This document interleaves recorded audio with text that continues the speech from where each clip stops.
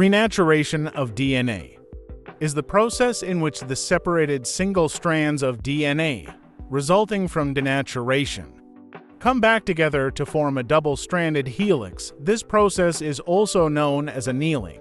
Renaturation occurs when the denatured DNA is cooled in suitable conditions such as room temperature or neutral pH, or in the absence of denaturing chemical agents. During DNA renaturation, the hydrogen bonds between complementary base pairs, that is adenine thymine and guanine cytosine, are reformed. This process is highly specific, as each base can only pair with its complementary base, that is adenine with thymine and guanine with cytosine. The stability of the double-stranded DNA depends on factors such as temperature, salt concentration, and the length and sequence of the DNA strands. DNA renaturation is widely used in molecular biology research.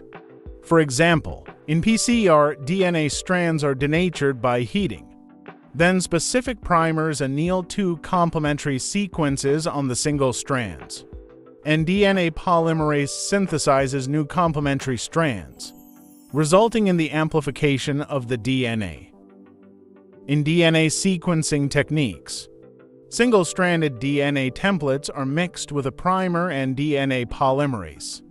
The primer anneals to the template DNA, and the polymerase extends the primer by adding nucleotides complementary to the template, enabling the sequencing process. This technique, called in situ hybridization, uses single-stranded DNA or RNA probes to bind and visualize specific DNA or RNA sequences within tissues. By hybridizing complementary sequences, researchers can precisely locate and study target genetic material in fixed samples. DNA microarrays contain thousands of unique DNA sequences immobilized on a solid surface.